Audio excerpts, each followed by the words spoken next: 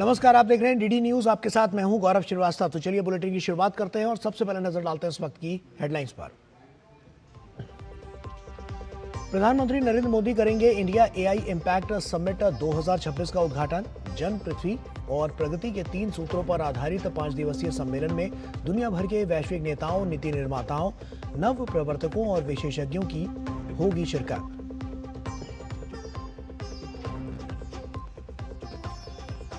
प्रधानमंत्री ने भारत को डिजिटल अवसंरचना और एआई का वैश्विक केंद्र बनाने पर दिया जोर। पीटीआई के साथ एक विशेष साक्षात्कार में कहा, तकनीकी क्रांति की अगली लहर का नेतृत्व करेगा देश। निजी क्षेत्रों को दी फायदे से ऊपर उठकर अनुसंधान और गुणवत्ता में निवेश करने की सलाह।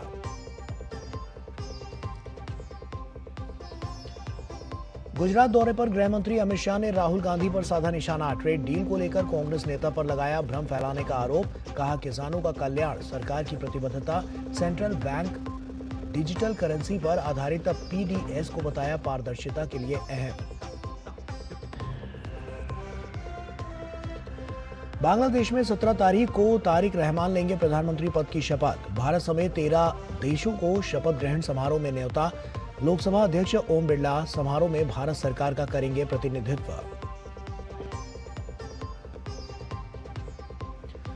टी20 क्रिकेट विश्व कप में भारत ने पाकिस्तान को 61 रनों से दी मात। सुपर 8 चरण के लिए किया क्वालिफाई। क्रिकेट प्रेमियों में खुशी की लहर।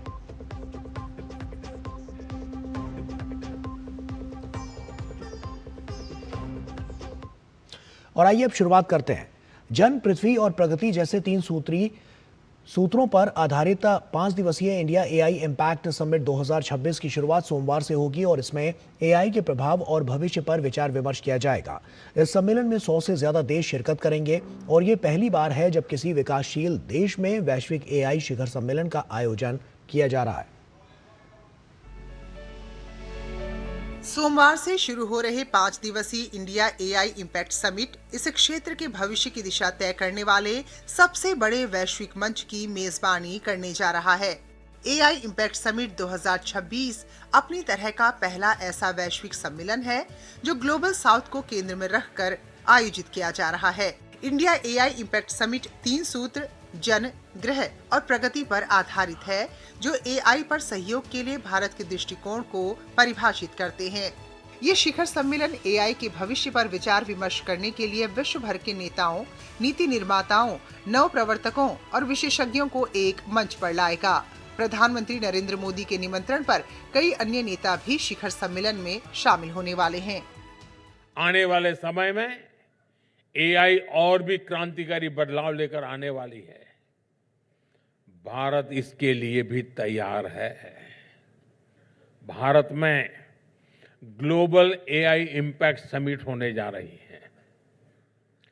दुनिया के अनेक देश, दुनिया भर के टेक लीडर्स इस समिट में हिस्सा लेने के लिए भारत आ रहे हैं।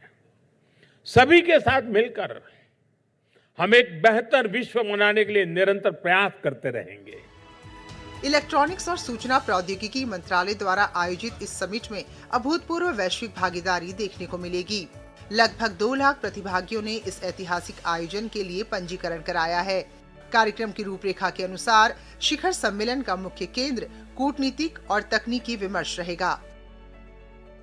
The summit has got phenomenal response. This is going to be the 4th and the biggest AI summit so far in the entire world.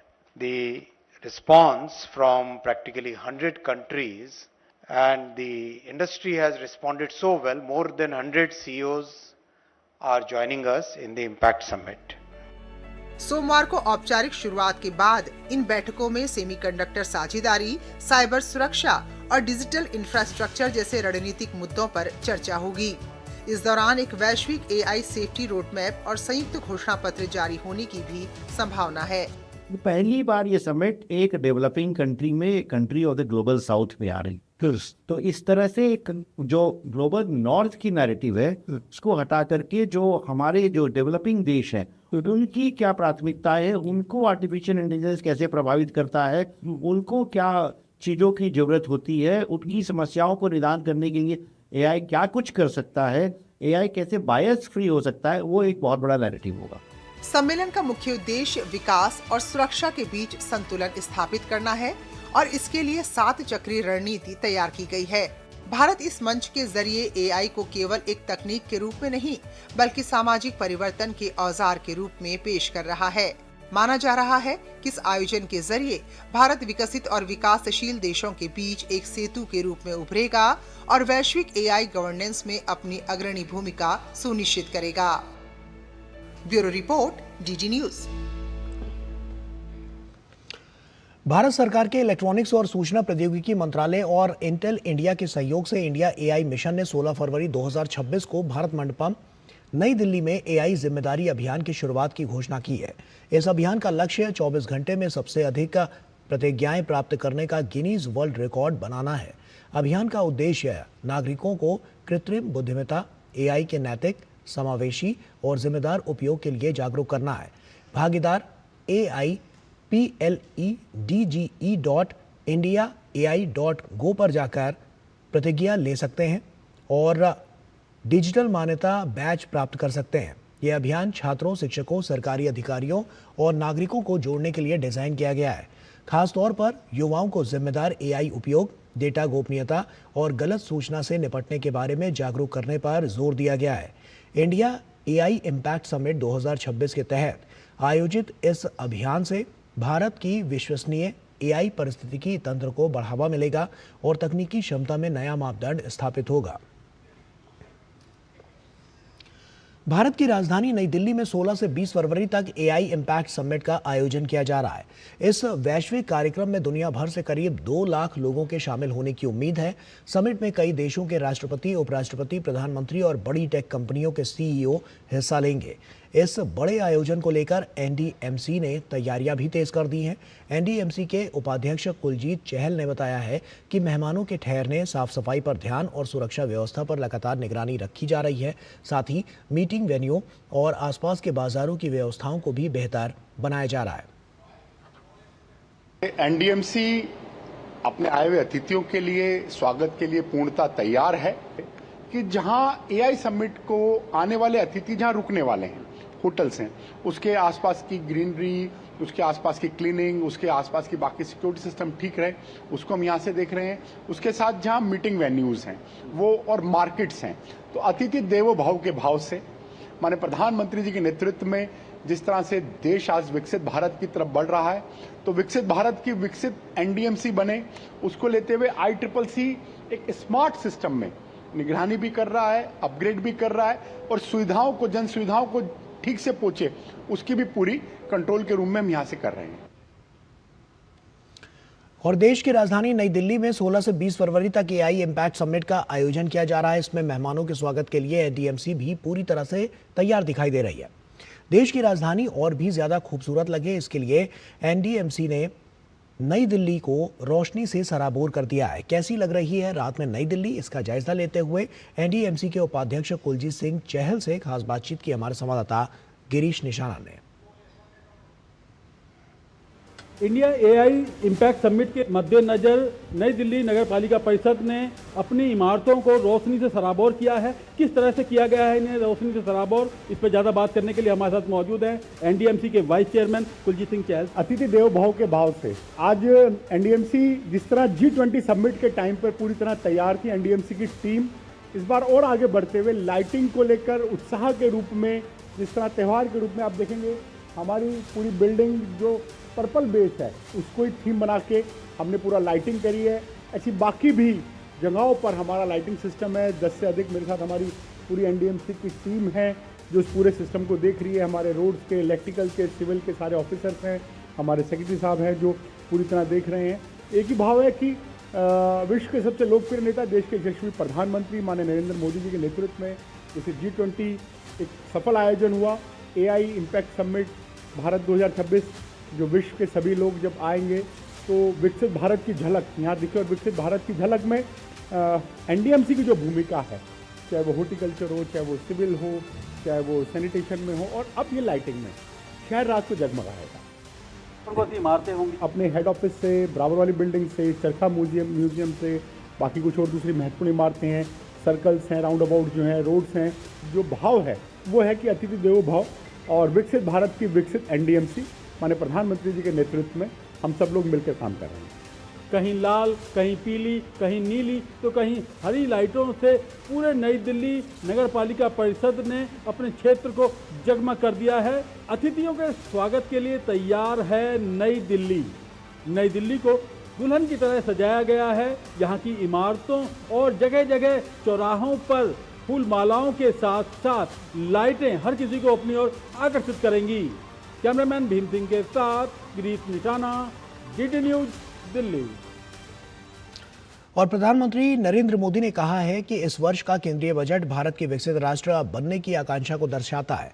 एक समाचार एजेंसी को दिए साक्षात्कार में प्रधानमंत्री मोदी ने कहा कि बजट अभी नहीं तो कभी नहीं जैसा मजबूरी में लिया गया निर्णय नहीं, बल्कि तैयारी और प्रेरणा से उपजा हम तैयार है वाला पल है। प्रधानमंत्री नरेंद्र मोदी ने कहा है कि इस साल का केंद्रीय बजट भारत की विकसित राष्ट्र बनने की अभिलाषा को दर्शाता है।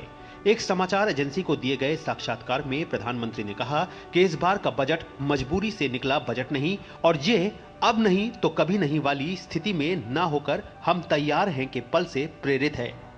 प्रधानमंत्री ने यह स्पष्ट किया कि उनकी सरकार का कोई भी बजट सामान्य बही खाता दस्तावेज बनाने के लिए नहीं होता। उनका कहना था कि यही समय है, सही समय है कि भावना हमेशा उनके सरकार में रही है। प्रधानमंत्री ने आगे कहा कि हमारा राष्ट्रीय चरित्र मुश्किल परिस्थितियों में भी परखा गया है और आज हम वैश्विक चुनौतियों के बावजूद विकास की एक उज्जवल मिसाल बन चुके हैं।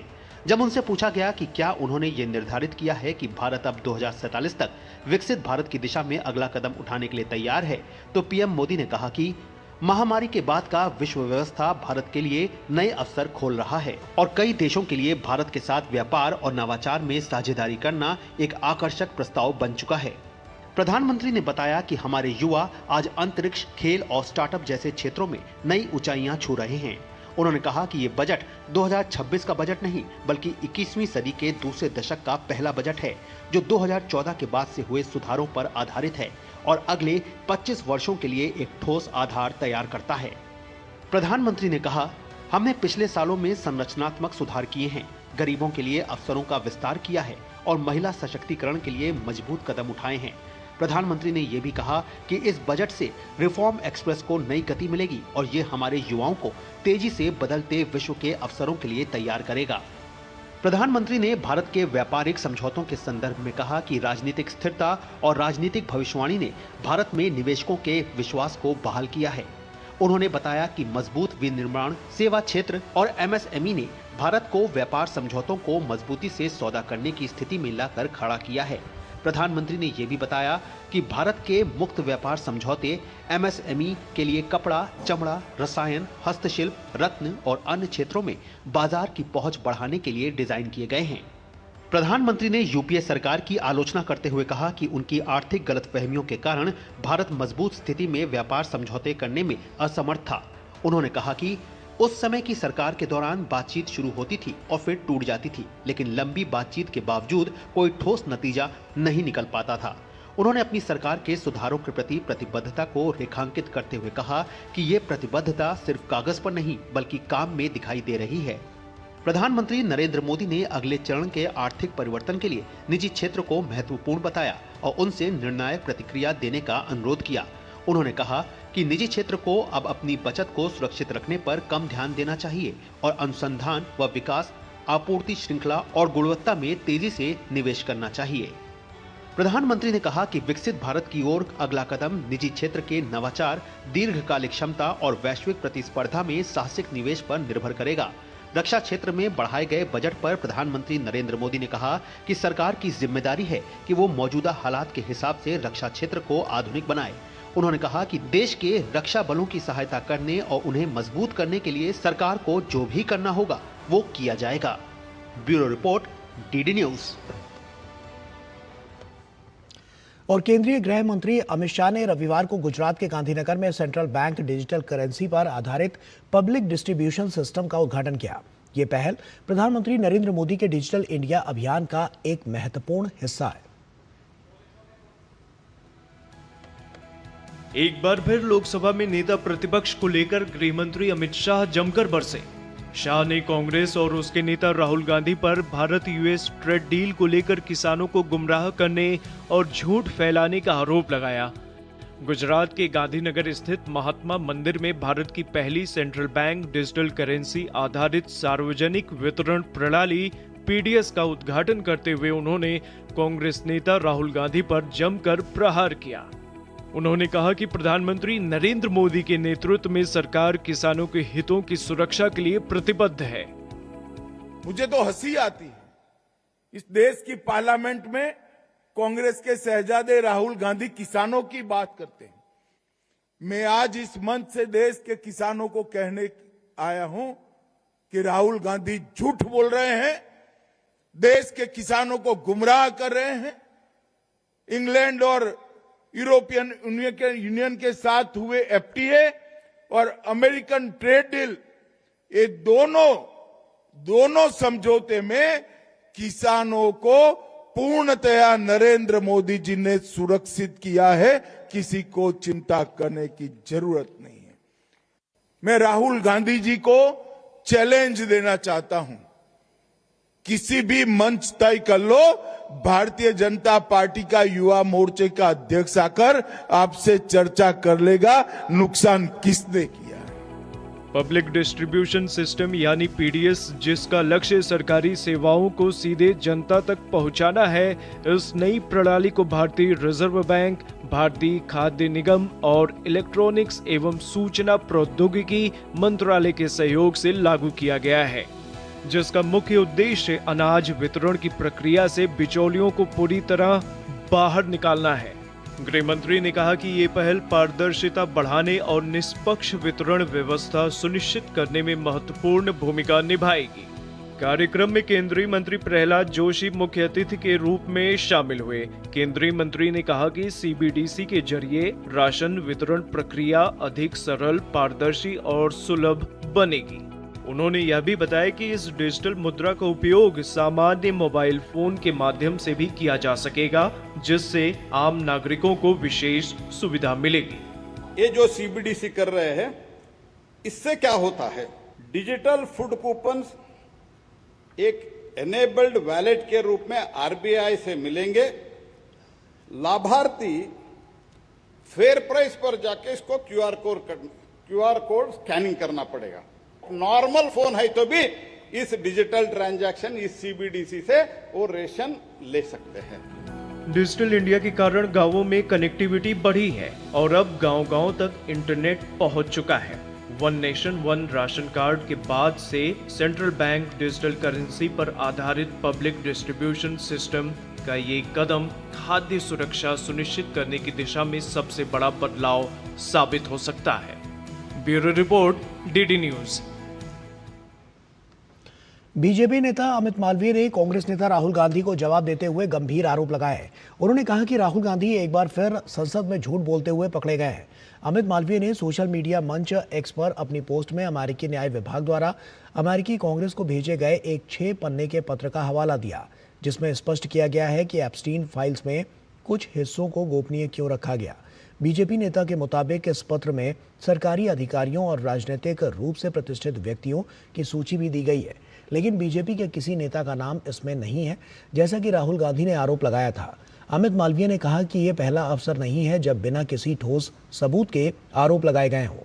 उन्होंने कहा कि संसद में जब गंभीर मुद्दों पर चर्चा होती है तो उसमें जिम्मेदारी की आवश्यकता होती है, न कि सनसनी फैलाने और गुमराह करने की।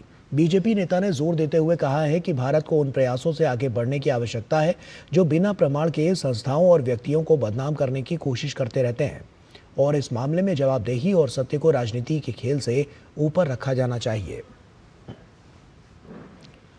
विदेशी पोर्टफोलियो निवेशकों ने फरवरी के पहले पखवाड़े में भारतीय शेयर बाजार में 19,675 करोड़ रुपए का निवेश किया, जो यूएस भारत व्यापार सौदे और वैश्विक मैक्रो चिंताओं में सुधार से प्रेरित था। वहीं ये निवेश पिछले 3 महीनों में भारी निकासी के बाद हुआ है। जनवरी में एफपीआई ने 35,962 करोड़ रुपए, दिसंबर में 22,611 करोड़ रुपए और नवंबर में 3,765 करोड़ रुपए की निकासी की थी। 2025 में एफपीआई ने कुल 1.66 लाख करोड़ रुपए निकाले थे। मॉर्निंग स्टार के प्रमुख शोध प्रबंधक हिमांशु श्रीवास्तव का कहना है कि यह वैश्विक मुद्रास्फीति के आंकड़ों में नरमी और ब्याज दर चक्र में सुधार के कारण हुआ। घरेलू स्थिरता और स्थिर मुद्रास्फीति ने भारत के विकास दृष्टिकोण में विश्वास को मजबूत किया। एंजल फंड के सीनियर फंडामेंटल एनालिस्ट वकार जावेद खान के मुताबिक निवेश यूएस भारत व्यापार सौदे, केंद्रीय बजट में वित्तीय प्रोत्साहन और वैश्विक व्यापार अनिश्चितताओं में कमी से प्रेरित था। फरवरी के पहले पखवाड़े में एफपीआई ने 7 में से 4 सूत्रों में बिक्री की है और जिनमें 13 फरवरी को 7,395 करोड़ रुपए की भारी निकासी शामिल है, खासकर आईटी शेयरों में एंथ्रोपिक शॉक के कारण। भारत के रेलवे इतिहास में रफ्तार, आराम और तकनीक, इन तीनों का नया नाम बन चुका है वंदे भारत। नई दिल्ली और वाराणसी से शुरू हुई ये यात्रा आज देश के कोने कोने तक फैल चुकी है और अब चेयर कार से स्लीपर वेरिएंट तक का सफर भारतीय रेलवे को एक नई दिशा दे रहा है। देखिए वंदे भारत की इसी हाईटेक यात्रा की हमारी ये खास रिपोर्ट। भारतीय रेलवे की रफ्तार बदलने वाली वंदे भारत एक्सप्रेस ने 15 फरवरी 2019 को नई दिल्ली से वाराणसी रूट से अपनी यात्रा शुरू की थी। 6 साल में तस्वीर पूरी तरह बदल चुकी है। देश में अब तक 164 वंदे भारत ट्रेन सेवाएं शुरू हो चुकी हैं, जो कि 100% मेक इन इंडिया हैं। एयरक्राफ्ट स्टाइल कंफर्ट, आधुनिक डिजाइन और कम यात्रा समय ने इसे यात्रियों की पहली पसंद बना दिया है। वंदे भारत में गति भी है, वंदे भारत में आधुनिकता भी है और वंदे भारत में आत्मनिर्भर भारत का गर्व भी है। इसी आधुनिकीकरण का अगला बड़ा कदम है वंदे भारत स्लीपर, जो कि भारत की पहली semi high speed sleeper train है। 17 जनवरी 2026 को प्रधानमंत्री नरेंद्र मोदी ने पश्चिम बंगाल के मालदा टाउन स्टेशन से देश की पहली वंदे भारत स्लीपर को हरी झंडी दिखाई थी। यह ट्रेन हावड़ा से मालदा होकर कामाख्या रूट पर चलाई गई, जिससे बंगाल और पूर्वोत्तर भारत के बीच लंबी दूरी की यात्रा तेज, सुरक्षित और ज्यादा आरामदायक हो गई है। लंबी दूरी के सफर के लिए तैयार इस स्लीपर वेरिएंट में noise free aluminium coach, high comfort berth, smart LED lighting, sensorised door और भारतीय रेलवे की कवच सुरक्षा प्रणाली शामिल है। आधुनिक सुविधाओं के साथ ये स्लीपर मॉडल भविष्य में कई प्रीमियम रूटों पर राजधानी जैसी सेवाओं का मजबूत विकल्प बन सकता है। ये नई वंदे भारत स्लीपर ट्रेन देशवासियों के लंबे सफर को और आरामदायक बनाएगी, शानदार बनाएगी, यादगार बनाएगी। चेयर कार मॉडल से लेकर अब स्लीपर वेरिएंट तक वंदे भारत ट्रेनें भारतीय रेलवे के हाईटेक बदलाव की सबसे बड़ी पहचान बन गई हैं। 2019 की पहली ट्रेन से शुरू हुई ये यात्रा अब देश भर में तेजी, सुरक्षा और आधुनिकता का नया अध्याय लिख रही हैं। आने वाले महीनों में वंदे भारत स्लीपर के कई नए रूट शुरू होंगे। इन ट्रेनों से भारत की पटरियां पहले से ज्यादा स्मार्ट और तेज दिखेंगी। वंदे भारत भारतीय रेलवे के अध्याय में आधुनिकता और रफ्तार को नई दिशा दे रही है। ये ट्रेन यात्रियों को आरामदायक, सुरक्षित सफर का अनुभव दे रही है। साथ ही ये कहा जा सकता है कि अत्याधुनिक सुविधाओं से लैस और तकनीक में महारत हासिल करने वाली ट्रेनें भारतीय रेलवे की नई भविष्य की इबादत लिख रही हैं। कैमरा पर्सन विनय के साथ निशांत राय, डीडी न्यूज, दिल्ली। और केंद्रीय कृषि मंत्री शिवराज सिंह चौहान ने कपास हार्वेस्टिंग मशीन किसानों को समर्पित की और इस मशीन को भोपाल के केंद्रीय कृषि अभियांत्रिकी संस्थान ने बनाया है। इस मशीन से पौधे से कपास तोड़ना बेहद आसान हो जाएगा। अब तक कपास को हाथों से तोड़ना पड़ता था, जिसमें काफी वक्त और मेहनत लगती थी, लेकिन अब मशीन से कपास तोड़ी जा सकेगी। कृषि मंत्री ने सोशल मीडिया पोस्ट कर कहा कि इस मशीन से समय भी बचेगा और लागत भी कम होगी। चेन्नई के आईआईटी मद्रास रिसर्च पार्क में ITEL फाउंडेशन ने स्टार्टअप्स और नवाचार से जुड़ी पहलों की झलक पेश की है, जिसमें केंद्रीय विज्ञान और प्रौद्योगिकी मंत्री डॉक्टर जितेंद्र सिंह भी शामिल हुए। यहां दिखाया गया है कि हैशटैग मोबिलिटी AI आधारित इलेक्ट्रिक सिस्टम के जरिए शहरी ट्रैफिक कम करने पर काम कर रही है। अग्निकुल कॉस्मो इस साल अपने रीयूजेबल रॉकेट की व्यावसायिक उड़ान की तैयारी में है। HTIC के स्वदेशी मेडिकल डिवाइस 2 करोड़ से ज्यादा मरीजों तक पहुंच चुके हैं। वहीं IIT मद्रास इंक्यूबेशन सेल ने 500 से अधिक स्टार्टअप्स को सहयोग दिया है। किंग जॉर्ज मेडिकल यूनिवर्सिटी में चिकित्सा विज्ञान के क्षेत्र में एक महत्वपूर्ण आयोजन हुआ, जहां AIPCON 2026 सम्मेलन में एडवांस्ड इंटरवेंशनल पल्मोनोलॉजी पर चर्चा की गई। 2 दिवसीय इस राष्ट्रीय सम्मेलन में देश भर से आए विशेषज्ञों ने फेफड़ों की जटिल बीमारियों के इलाज में नवीनतम तकनीकों का प्रदर्शन किया। सम्मेलन के दौरान live bronchoscopy, EBUS, cryobiopsy, airway stenting और थोराकोस्कोपी जैसी उन्नत प्रक्रियाओं का संचालन किया गया, जिससे चिकित्सकों को इन तकनीकों का व्यवहारिक अनुभव प्राप्त हुआ। खास बात यह रही कि इस सम्मेलन में बड़ी संख्या में युवा डॉक्टरों ने भाग लिया, जिन्होंने इन नई विधियों को समझकर अपनी चिकित्सा क्षमताओं को और भी सशक्त किया। विशेषज्ञों का मानना है कि इन आधुनिक विधियों के माध्यम से फेफड़ों के कैंसर और अन्य गंभीर श्वसन रोगों की प्रारंभिक और सटीक पहचान संभव हो सकेगी, जिससे इलाज में तेजी और सफलता प्राप्त हो सकेगी। सभी तरह के एंडोब्रोंकियल प्रोसीजर और प्लूरल डिजीज के लिए जो प्रोसीजर्स हैं, जो कि बहुत कम सेंटर्स में हैं, उनको किस तरह से हम लोग अपने जो पेरिफेरीज हैं, यहाँ से KGMU इसका जो एक बड़ा सेंटर है pulmonary and critical care medicine, इसके बाद पेरिफेरी में किस तरह से पहुँचाएं, कैसे मंडल स्तर पे, कैसे जिला स्तर पे या अन्य मेडिकल कॉलेजेस में ये सुविधाएं मिलें, जिससे कि जो गरीब मरीज है उनको सस्ते में ये जो इंटरवेंशंस हैं ये सुलभ हो सकें और जो उनकी बीमारियां हैं, खास करके लंग कैंसर, उन बीमारियों को अर्ली स्टेज में, शुरुआती दौर में पकड़ा जा सके। और देहरादून के परेड ग्राउंड में पहली बार fit India Sundays on cycle के 61वें संस्करण का आयोजन किया गया। पूर्व राज्यपाल भगत सिंह कोश्यारी ने साइकिल रैली को हरी झंडी दिखाकर रवाना किया। कार्यक्रम में विधायक Khajan Das, boxer Nupur Sheoran, body builder Pratibha Thapliyal और fit India ambassador Shanky Singh सहित कई युवाओं ने हिस्सा लिया। साइकिल रैली के साथ परेड ग्राउंड में योग, जूडो कराटे, मलखम और रस्साकशी जैसी खेल गतिविधियों का भी आयोजन हुआ। भगत सिंह कोश्यारी ने कहा कि फिट इंडिया को सिर्फ रविवार तक सीमित न रखकर रोजमर्रा की जीवन शैली का हिस्सा बनाना चाहिए।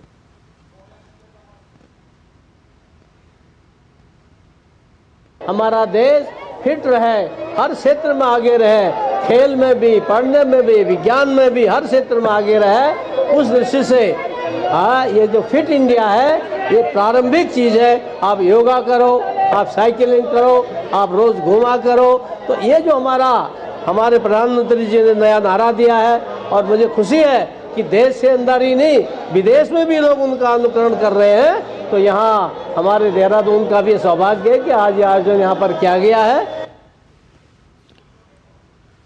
और देश भर में महाशिवरात्रि का पर्व पूरे धूमधाम से मनाया गया। देश भर के मंदिरों में सुबह से भक्तों का तांता लगा रहा। महाशिवरात्रि की रात चारों पहर में भगवान शिव की आराधना की जाती है।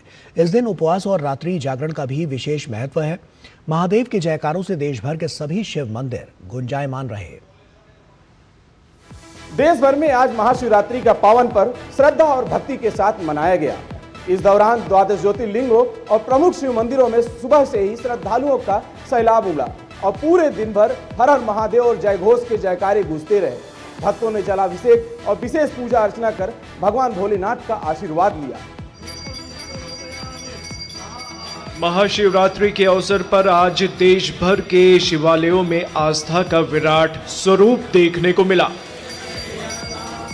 गुजरात के सोमनाथ मंदिर से लेकर आंध्र प्रदेश के मल्लिकार्जुन मंदिर और वाराणसी के काशी विश्वनाथ धाम से लेकर झारखंड के बैद्यनाथ धाम तक श्रद्धालुओं का सैलाब उमड़ा। भक्तों ने जल, दूध और बेल पत्र अर्पित कर भगवान भोलेनाथ का जलाभिषेक किया। मंदिरों में दिन भर भजन कीर्तन और विशेष पूजा अर्चना का दौर चलता रहा और पूरा वातावरण शिवमय नजर आया। झारखंड के देवघर स्थित बाबा बैद्यनाथ धाम में भी महाशिवरात्रि की विशेष छटा देखने को मिली। यहाँ श्रद्धालु भगवान शिव और माता पार्वती के दिव्य विवाह की परंपरा के साक्षी बने। मंदिर शिखर पर स्थापित पंचशूल की विधि विधान से पूजा की गई, जिसे देखने और उसके दर्शन पाने के लिए भक्तों में विशेष उत्साह नजर आया। पूजा के बाद पंचशूल को परंपरा के अनुसार पुनः मंदिर शिखर पर स्थापित किया गया। धर्मनगरी काशी में भी महाशिवरात्रि का उल्लास चरम पर रहा। काशी विश्वनाथ धाम में दिन भर श्रद्धालुओं की लंबी कतारें लगी रही। मंदिर प्रशासन ने श्रद्धालुओं पर पुष्प वर्षा कर उनका स्वागत किया। शिवरात्रि के अवसर पर आज देश भर में शिव भक्ति का अद्भुत संगम देखने को मिला।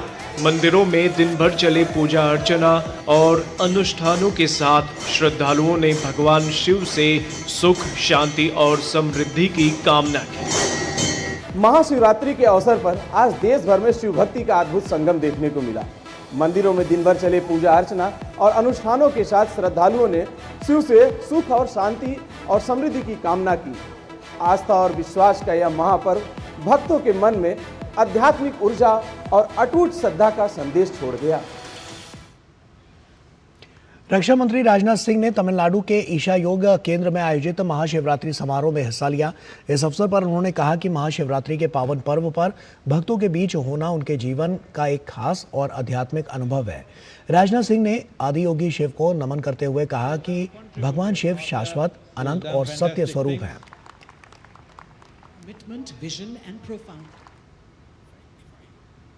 Lord Shiva is the beginning, the eternal, the infinite. He is indivisible, free from sorrow and beyond all differences. Shiva is truth, and whatever is true is Shiva. It is believed that these Velyanagiri hills are the sacred abode of the Lord Shiva, known as the Kailas of the south. And being here in these hills fills me with a deep sense of spiritual peace and joy. और मेरठ में महाशिवरात्रि पर बाबा औघड़नाथ शिव मंदिर के पास बाबा बर्फानी की पूजा अर्चना और भव्य आरती की गई। बड़ी संख्या में श्रद्धालुओं ने शामिल होकर ओम मंडली परिवार के साथ वंदे मातरम भी गाया। औघड़नाथ मंदिर में आस्था और देशभक्ति का सैलाब एक साथ देखने को मिला। इस दौरान पूरा वातावरण शिव भक्ति और राष्ट्रभक्ति से ओतप्रोत नजर आया। इस दौरान ओम मंडली परिवार की सदस्य नेहा और रेनू ने बताया कि वो शिविर के माध्यम से लोगों को ओम के उच्चारण के लिए जागरूक करती है। सभी का जो उद्देश्य है वो यही है कि हम ओम के उच्चारण से एक नया युग परिवर्तन कर सकें। और दूसरा हमारा जो उद्देश्य है, ओम मंडली का उद्देश्य है, वो है नारी सशक्तिकरण करना। हमारा मेन मकसद है ओम की ध्वनि सिखाना। ओम ध्वनि से क्या होता है कि हम मेडिटेशन कराते हैं, इससे एकाग्रता बढ़ती है मन की। हमारी यहाँ 5000 स्कूलों में इस ओम ध्वनि की सेवा चल रही है। और महाशिवरात्रि के पावन पर्व पर हिमाचल प्रदेश के मंडी जिला प्रशासन ने पारंपरिक रूप से राज माधव राय और बाबा भूतनाथ की पूजा अर्चना की। अंतर्राष्ट्रीय शिवरात्रि महोत्सव से पहले बाबा भूतनाथ मंदिर में विशेष धार्मिक अनुष्ठान हुए। महाशिवरात्रि के मौके पर सुबह 4 बजे मंदिर के कपाट श्रद्धालुओं के लिए खोल दिए गए। इसके साथ ही करीब 1 महीने बाद भक्तों ने बाबा भूतनाथ के वास्तविक स्वरूप का दर्शन किया। वहीं इस खास मौके पर मंदिर में श्रद्धालुओं की भारी भीड़ उमड़ी, जिन्होंने बाबा भूतनाथ की विशेष पूजा अर्चना की। महाशिवरात्रि के पावन अवसर पर बाबा भूतनाथ जी के जो दर्शन पूजन के लिए भक्तों की जो एक प्रणाली है, सिलसिला है, एक परंपरा है, उसका निर्वहन हो रहा है और बहुत बढ़िया कार्यक्रम रहा इस महाशिवरात्रि का। बाबा भूतनाथ जी का महाशिवरात्रि का पर्व बहुत धूमधाम से सभी श्रद्धालुओं के द्वारा, सभी भक्तों के द्वारा बहुत ऐश्वर्य के साथ में मनाया जा रहा है। और वहीं नई दिल्ली के बक्करवाला स्थित आनंद धाम आश्रम में महाशिवरात्रि के अवसर पर भव्य महोत्सव का आयोजन किया गया। स्वामी सुधांशु महाराज की अगुवाई में आयोजित इस कार्यक्रम में शिव बारात, शिव कृष्ण सत्संग समेत कई धार्मिक और सांस्कृतिक आयोजन हुए। इस महोत्सव में हजारों श्रद्धालुओं ने भाग लिया। वहीं श्रद्धालुओं की भीड़ को देखते हुए आयोजन स्थल पर सुरक्षा के पुख्ता इंतजाम भी किए गए। पूरे देश में शिवरात्रि का महापर्व पूरी धूमधाम से मनाया गया। इसी कड़ी में हिमाचल प्रदेश के मंडी स्थित बाबा भूतनाथ मंदिर में भी शिवरात्रि का पर्व खूब उत्साह के साथ मनाया गया। भारी संख्या में श्रद्धालुओं ने पहुंचकर भगवान भोलेनाथ का अभिषेक किया। वहीं जिला प्रशासन ने भी पारंपरिक रूप से बाबा भूतनाथ की पूजा अर्चना की। वहीं मंदिर के पुजारी दयानंद सरस्वती ने सभी भक्तों को महाशिवरात्रि की शुभकामनाएं देते हुए सभी भक्तों की मंगल कामना की प्रार्थना की।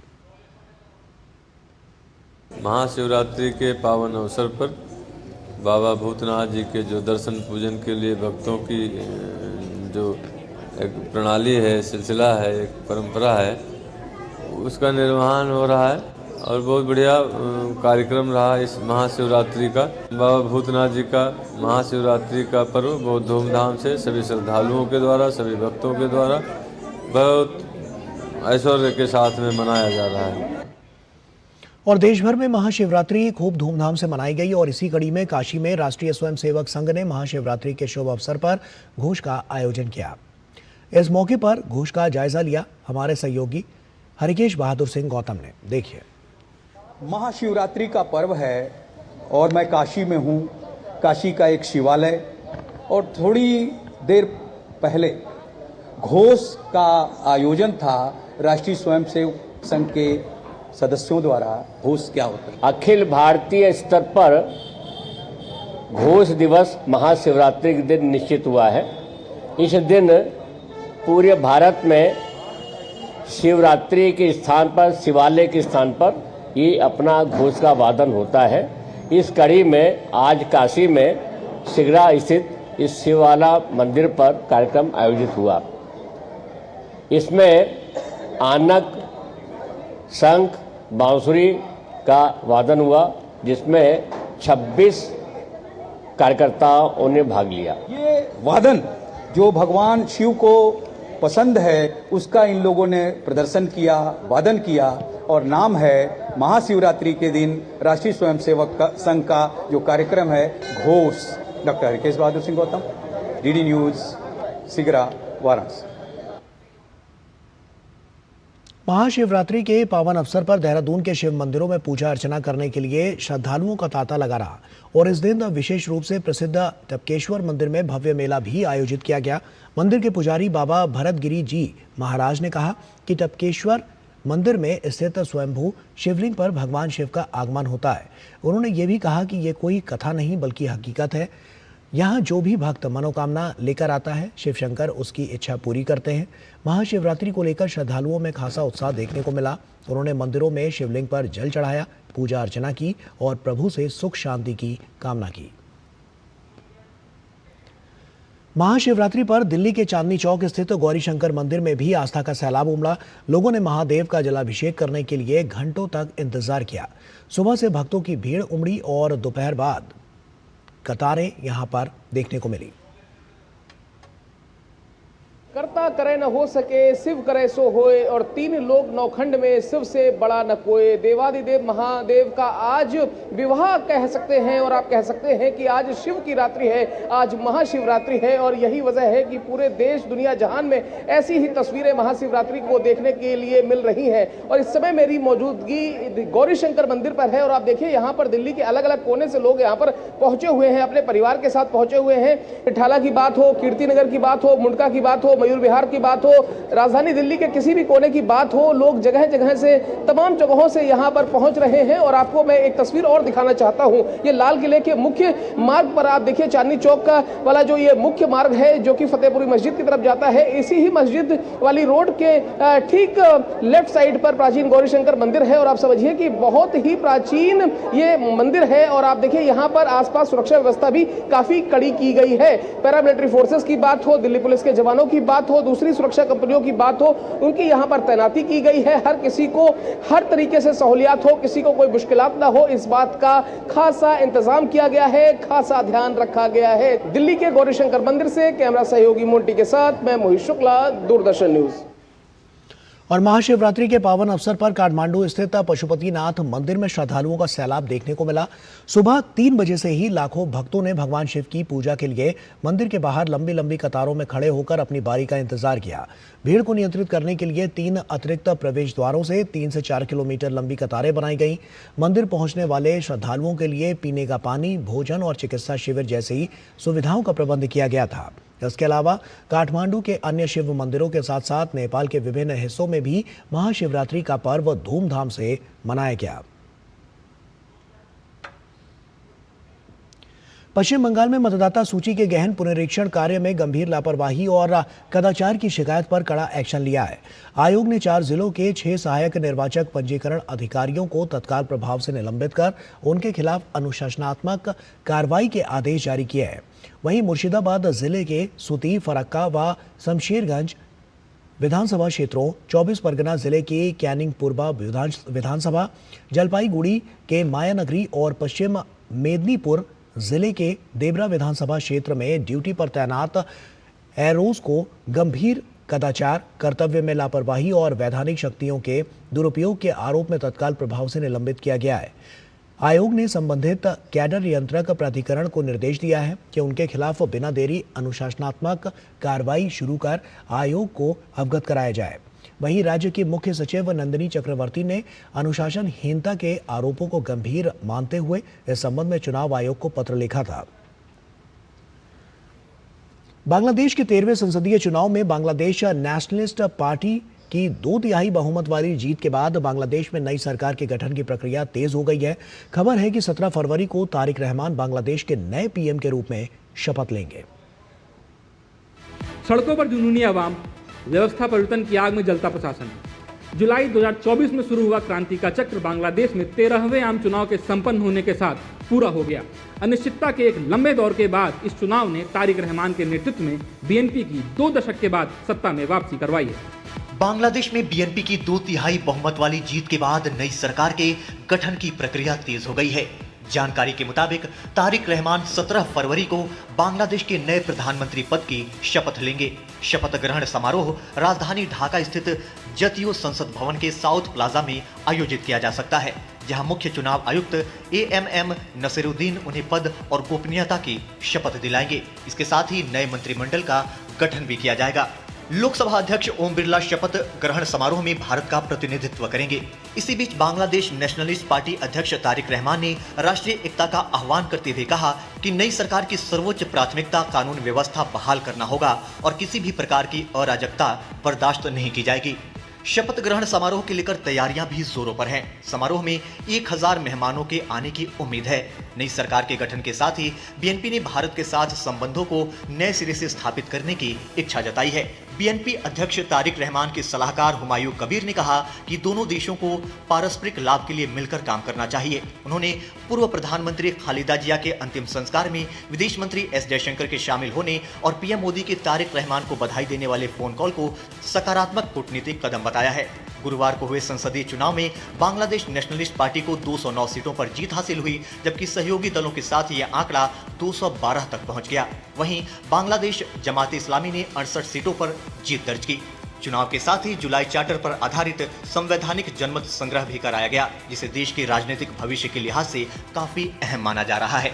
प्रचंड जनादेश के बाद बांग्लादेश में एक नए राजनीतिक अध्याय की शुरुआत होने जा रही है। तारिक रहमान के सामने देश में स्थिरता बहाल करने, कानून व्यवस्था को मजबूत करने और क्षेत्रीय संबंधों को संतुलित रखने की बड़ी चुनौती होगी।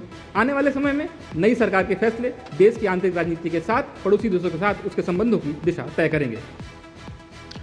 T20 क्रिकेट विश्व कप में रविवार का दिन भारत के नाम रहा। पाकिस्तान के खिलाफ खेले गए रोमांचक मुकाबले को भारत ने 61 रनों से अपने नाम कर लिया। इस जीत के साथ ही भारत ने टूर्नामेंट के सुपर 8 में भी अपनी जगह पक्की कर ली है। मुकाबले में भारत द्वारा मिले 176 रन के लक्ष्य का पीछा करने उतरी पाकिस्तानी टीम 114 रनों पर ही ऑल आउट हो गई और मुकाबला गंवा दिया। पाकिस्तान को पहला झटका पहली ही गेंद पर लगा। हार्दिक पांड्या ने साहिबजादा फरहान को रिंकू सिंह के हाथों कैच कराया। इसके बाद जसप्रीत बुमराह ने पाकिस्तान के लगातार 2 विकेट चटकाए। उन्होंने सईम अयूब और कप्तान सलमान आगा को चलता किया। वहीं पाकिस्तान को चौथा झटका अक्षर पटेल ने दिया। उन्होंने बाबर आजम को बोल्ड किया। वो सिर्फ 5 रन बना सके और इसके बाद पाकिस्तान नियमित अंतराल पर विकेट गंवाता गया।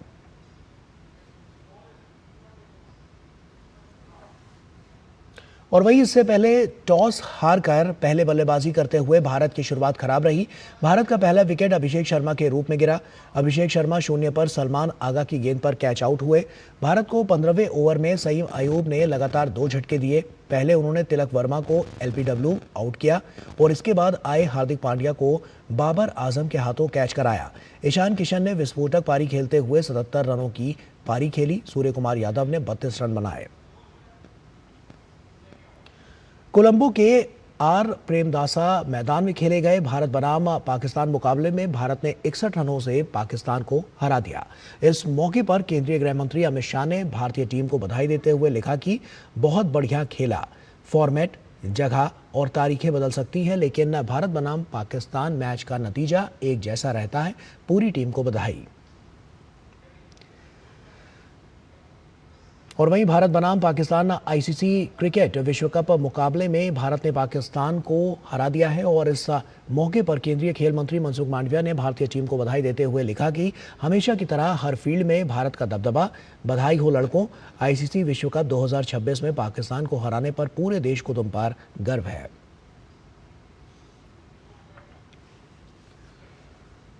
आईसीसी टी20 विश्व कप में भारत की पाकिस्तान पर जीत में जिस एक खिलाड़ी की भूमिका सबसे अहम रही, वो खिलाड़ी रहा धुरंधर बल्लेबाज ईशान किशन, जिन्होंने कोलंबो की प्रेमदासा पिच पर अपनी बेहतरीन बल्लेबाजी शैली का दम पर पाकिस्तान के गेंदबाजों की लाइन और लेंथ दोनों बिगाड़ दी। कोलंबो में ईशान का तूफान, उड़ गया पाकिस्तान, फिर जीता हिंदुस्तान। अभिषेक शर्मा का विकेट निकाल जिस पाकिस्तान को लगा कि उन्होंने टीम इंडिया को बड़ा झटका दिया है, उसके सारे तेवरों पर पानी फेरने का काम कर गया ईशान किशन का नाम। ईशान किशन ने ताबड़तोड़ अंदाज में बल्लेबाजी की और महज 40 गेंदों पर 77 रन की दमदार पारी खेल टीम इंडिया को नई रफ्तार दी। भारतीय टीम ने महज 12वें ओवर की शुरुआत में ही 100 रन के आंकड़े को पार कर लिया। ईशान ने अपनी इस पारी के दरमियान 10 चौके और 3 छक्के जड़े। हाल ये रहा कि ईशान किशन ने अर्धशतक महज 27 गेंदों में पूरा किया। ईशान ने 190 से ऊपर के स्ट्राइक रेट से बल्लेबाजी की। उन्होंने भारत पाकिस्तान टी20 इंटरनेशनल मैचों में तीसरा सबसे तेज अर्धशतक लगाने वाले बल्लेबाज के तौर पर भी खुद को सामने ला दिया। बाएं हाथ के इस बल्लेबाज ने पावर प्ले में 42 रन बनाए। कुल मिलाकर ईशान किशन ने एक बार फिर से साबित कर दिखाया कि वो टीम इंडिया के लिए आखिरकार अहम क्यों हैं। Sports desk, DD news. और इस बीच एक बड़ी खबर सामने आ रही है। आपको बता दें कि पश्चिम बंगाल में इस वक्त एसआईआर पर सख्त एक्शन लिया जा रहा है। पश्चिम बंगाल में एसआईआर पर यह सख्त एक्शन देखने को मिला है।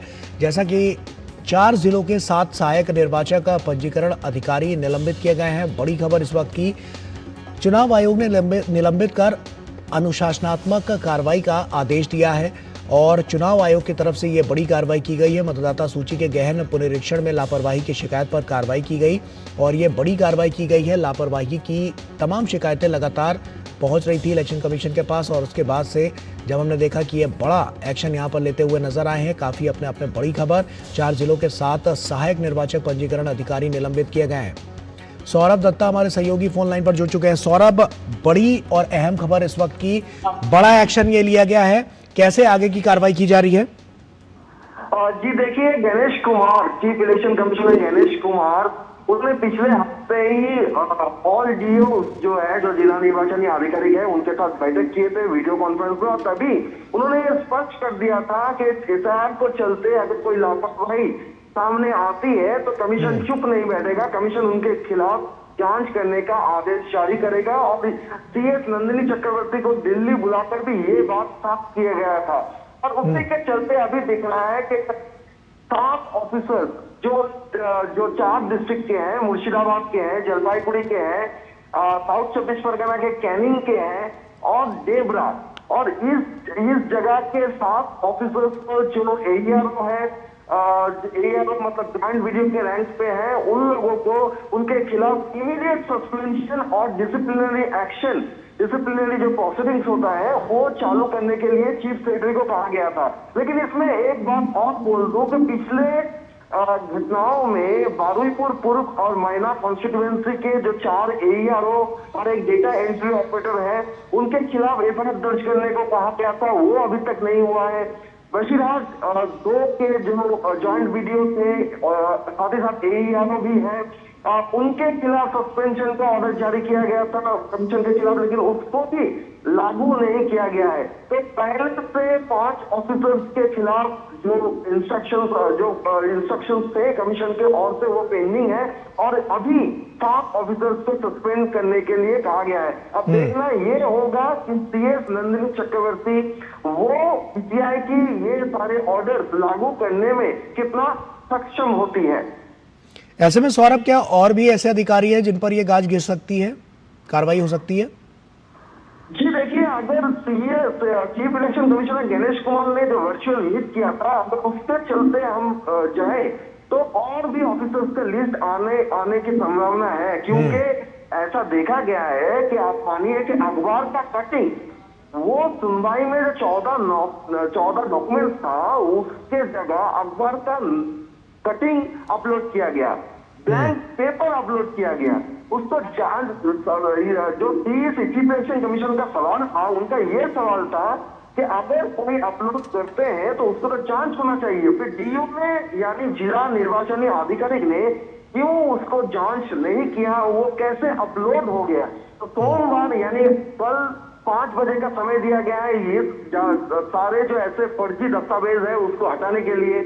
तो ऑल DO जो है जिला निर्वाचन अधिकारी है, उनके काम भी कहां तक वो कमीशन के निर्देश को मानकर चलते हैं ये भी कमीशन के नजर में है। तो आगे चल के और भी सारे ऑफिसर्स या फिर उनके जो सीनियर ऑफिसर्स है उनके खिलाफ कार्रवाई हो सकती है, ऐसा संभावना खारिज नहीं किया जा सकता, ऐसा संभावना है।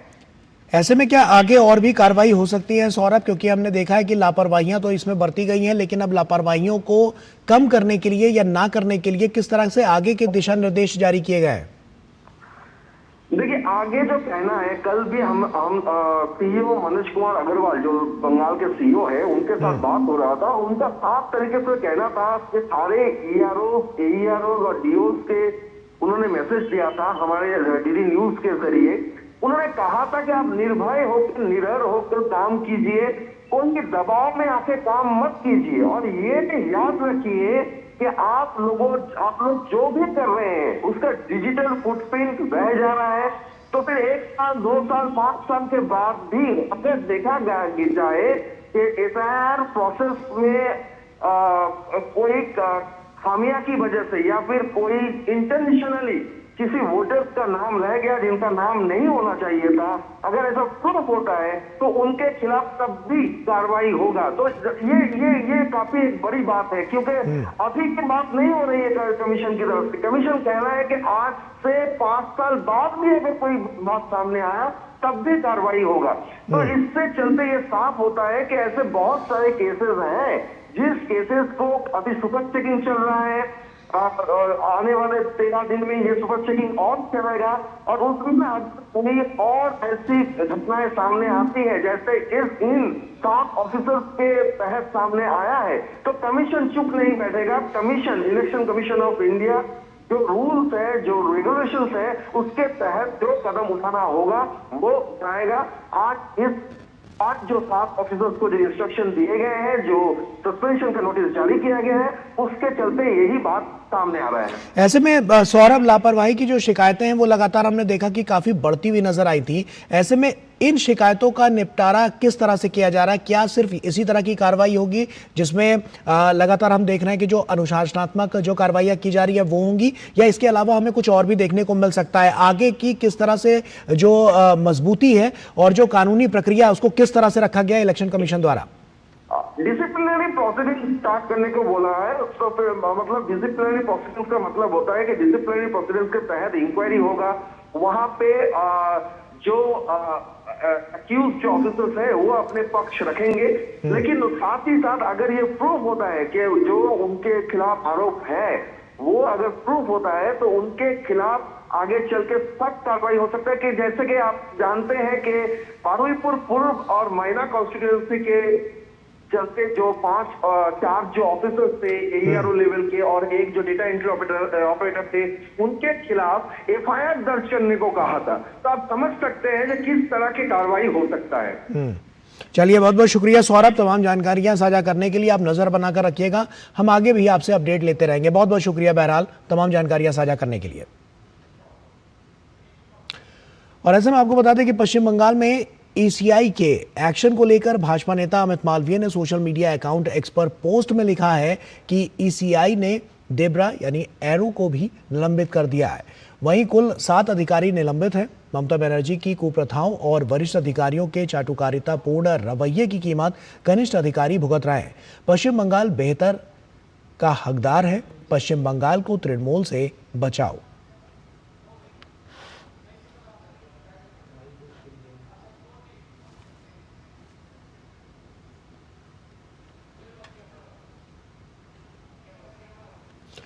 और पश्चिम बंगाल में मतदाता सूची के गहन पुनरीक्षण कार्य में गंभीर लापरवाही और कदाचार की शिकायत पर कड़ा एक्शन लिया है।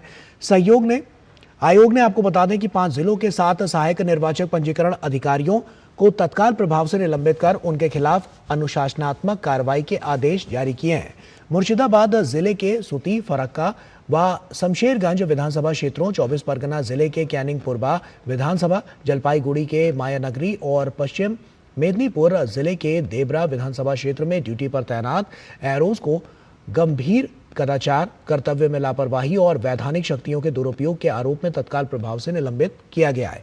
आयोग ने संबंधित कैडर नियंत्रक प्राधिकरण को निर्देश दिया है कि उनके खिलाफ बिना देरी अनुशासनात्मक कार्रवाई शुरू कर आयोग को अवगत कराया जाए। राज्य के मुख्य सचिव नंदिनी चक्रवर्ती ने अनुशासनहीनता के आरोपों को गंभीर मानते हुए इस संबंध में चुनाव आयोग को पत्र लिखा था। और इसी के साथ फिलहाल इतना ही, दीजिए इजाजत, नमस्कार।